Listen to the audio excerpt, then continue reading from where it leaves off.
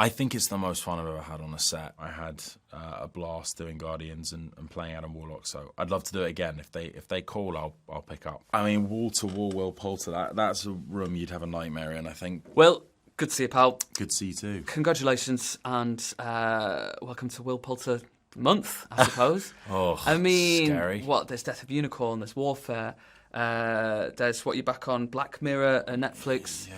I'm sure The Bear might be coming back at some point. You might be involved in that. Who's to know?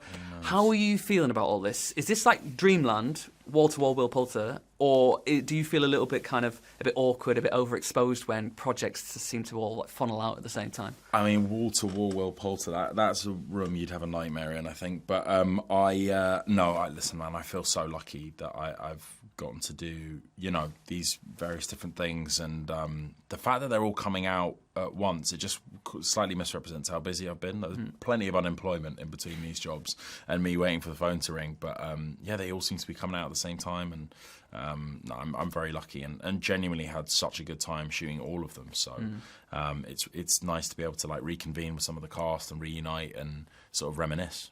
Well, this chat specifically is about Death of a Unicorn, so I'll try and steer us onto that. Yeah. Saw it the other day. Weirdest movie I've seen, the maddest movie. Yes. I thought it was joyful in that way. Was it like the maddest kind of filming experience you've been on? You look like you're having the most fun I think you've ever had on camera. I think it's the most fun I've ever had on a set in terms of just like laughter. We laughed all day long. And Paul made a really good point talking about it the other day where he was like, normally you go off to your trailers and everyone sort of like spends kind of their social time separately.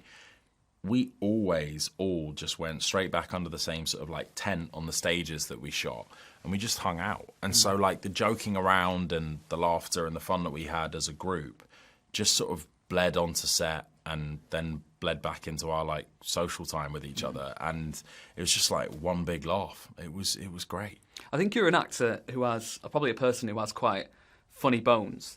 I know you kind of got your start in comedy. There was like the School of Comedy and like We're the Millers, and we saw you as this like comic actor, and then you hit us with like Detroit and everything you've done since then. And it makes me wonder, do you see yourself as kind of a comic actor who excels in drama now, or a dramatic actor who excels in comedy?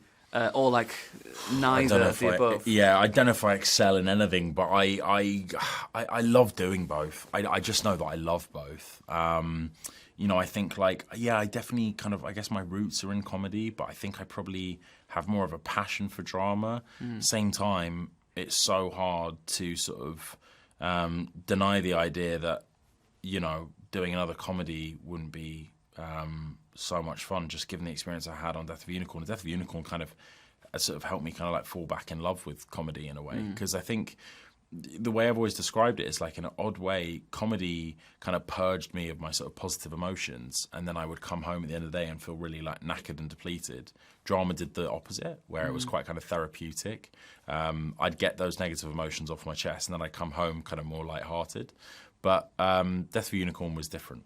Just had fun all the time, loved it, couldn't wait to go to work the next day. And that's in large part thanks to our great director and lovely cast. I think working with someone like Paul Rudd is a good example of that. I mean, he was kind of pigeonholed as a sort of like a comic actor for many years, but then he's been so brilliant in some dramatic roles. Working with someone like that, observing someone like that, getting to know and watching someone like that must be quite like nourishing for you. Definitely, man, and inspirational, He's got such an extraordinary career and he's done comedy and drama for a long time, regardless of what he's been sort of better known for. And I think, he probably is an advocate of this as well, the idea that like behind sort of the funniest characters there is like a truth, there is like a, if you like a dramatic foundation. I think he always identifies that, even when he's playing really, really silly characters. I think he's a very, very smart performer above all else. The thing he did on Netflix when he played like two God, versions Living of with that. Yourself. Oh my God, that was so good. Unbelievable, man. And I've got to wrap up, and I know you won't be able to tell me much about this, but obviously no news on the old Marvel front at the moment. But going forward, would you be a bit disappointed? Would there be 2 Avengers movies go by and no new sort of Guardians? Look, I would love to do it again. I had a blast doing Guardians and playing Adam Warlock. So I'd love to do it again. If they call, I'll pick up. Very coy, and we'll see what happens next. That's the truth. I actually don't have. It's not like I'm sitting on any aces. I promise you. Well, we'll see. We'll see. Watch this space. Okay. Congratulations, mate. Another Cheers, couple mate. of bangers.